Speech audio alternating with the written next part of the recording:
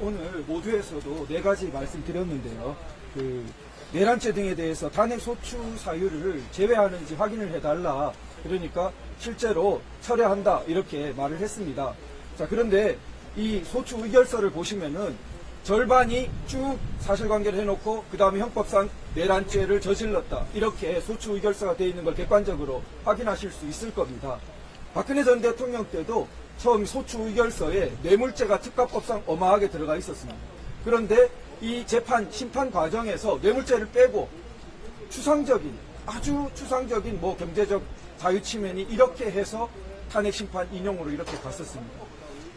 소추 의결을 할 때는 내란죄라든지 특가법상 뇌물죄라든지 이렇게 큰 어마무시한 이렇게 범죄로 일종의 격동시키는 그러한 소추를 하고 그 다음에 탄핵 심판에 와서는 그것이 사실상 꼼꼼하게 유지되기 어려우니까 굉장히 추상적인 헌법 원리 위반으로 인용을 구하고자 한다면은 우리나라의 탄핵 심판은 정상적으로 이렇게 작동되기가 어렵다고 할 것입니다.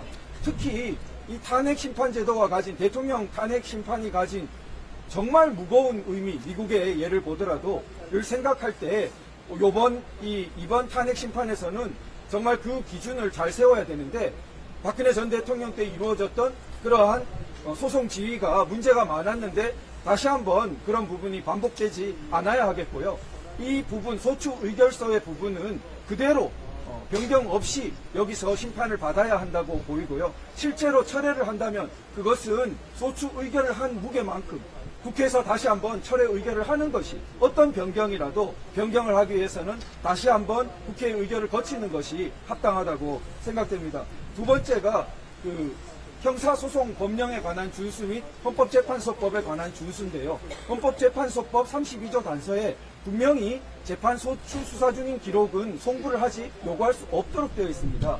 그래서 박근혜 전 대통령 탄핵 심판 때에도 이게 굉장히 문제가 되었는데 그 당시에도 소송 지휘로 이 수사 기록을 받아서 변호인단이 큰 대리인단이 항의를 했는데도 그 부분이 조정되지 못했습니다. 근데 이번에도 저희가 이 부분에 대해서 계속해서 문제를 제기했는데도 불구하고 오늘 다시 한번 이 인증등본 송부 촉탁을 하겠다라고 소송 지휘를 하셨는데요. 저희가 물론 제도적으로는 이 신청을 하겠지만 그냥 단순한 형식적인 이 신청, 단순한 재고가 아니라 이 부분은 근본적으로 우리 지금 탄핵 심판 제도의 여러 가지 국민의 신뢰나 법을 지켜야 할 가장 적법 절차를 지켜야 할 헌법재판소가 누가 봐도 명문의 규정상 의문의 여지가 없는 32조 단서를 한번 보시면 좋습니다. 헌법재판소법 32조 단서에 보면은 재판 소추 수사 중인 기록 송부는 요구할 수 없도록 되어 있습니다.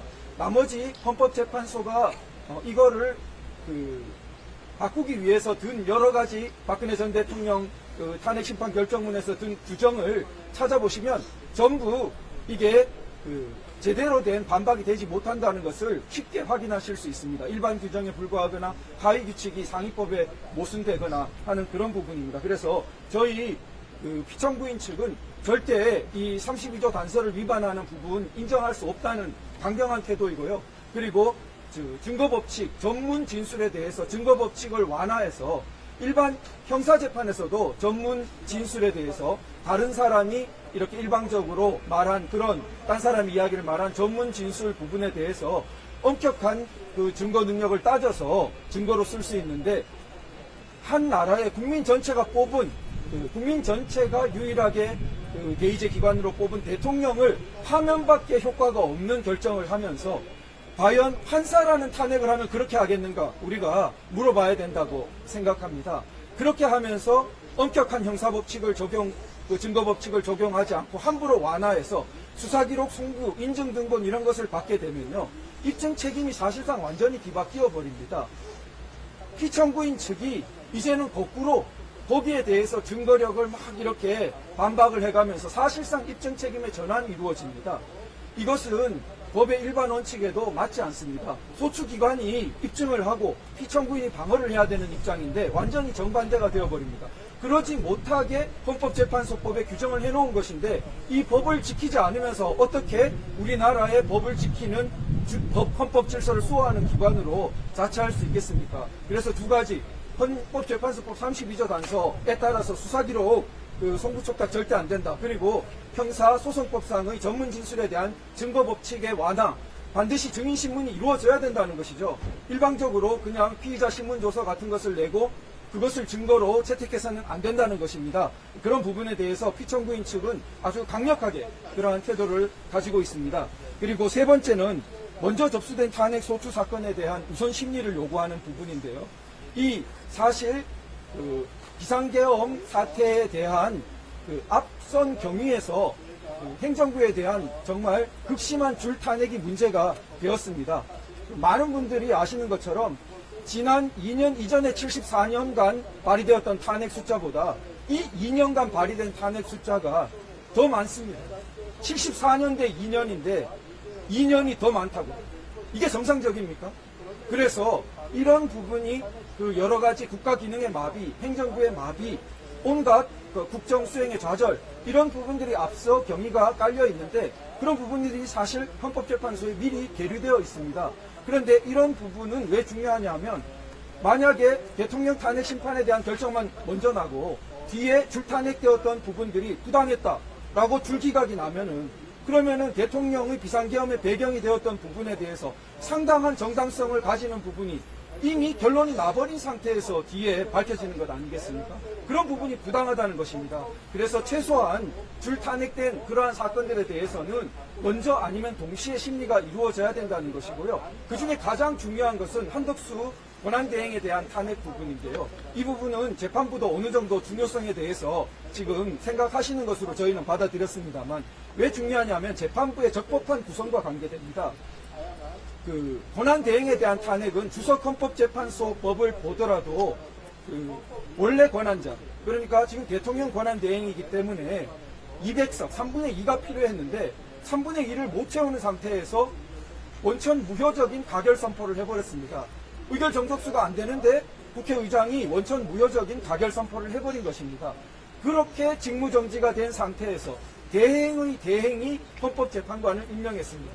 그러면은 원천 무효, 직무정지가 원천 무효라면 대행의 대행이 재판관을 임명한 행위가 무효입니다. 그렇다면 그러한 재판관이 재판부를 구성한 것은 나중에 재심 사유가 될 만큼 크나큰 흠결을 가지게 됩니다. 따라서 이처럼 재판부 구성에서 적법성에 큰 위험과 의문이 있는 상태에서 이 부분을 해소하지 않고 본 재판으로 막 치달아가는 것은 옳지 않다.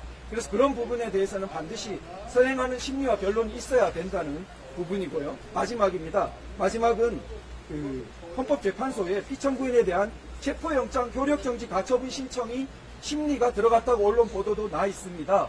지금 오늘 오전의 사태만 보더라도 이런 부분이 제도적으로 지금 그 문제 많은 체포영장과 청구와 발부에 대해서 저희가 이 헌정 질서적인 합헌적인 제도 내에서 그 체포영장 권한을 다투면서 체포영장 효력정지 가처분 신청이 되어 있는데 이러한 절차를 기다리지 않고 물리력으로 우리나라의 크나큰 국민들에게 불안을 끼치고 이런 부분은 상당히 무리스럽고 잘못된 일이라고 생각됩니다.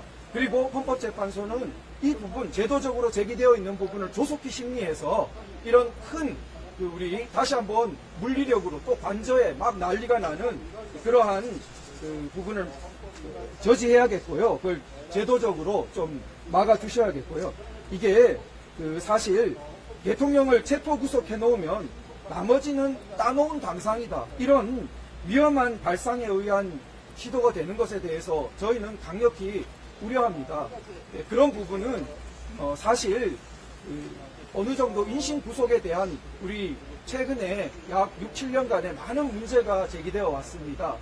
그래서 세간에는 우파 구속, 좌파 불구속이라는 정말 슬픈 그런 이야기들까지 국민들 사이에서는 공공연한 비밀처럼 있었습니다. 그런 인신 구속 부분은 신체의 자유, 근본적인 자유와 관계되는 우리나라 자유민주적 기본질서, 헌법질서의 근간이 되는 부분입니다.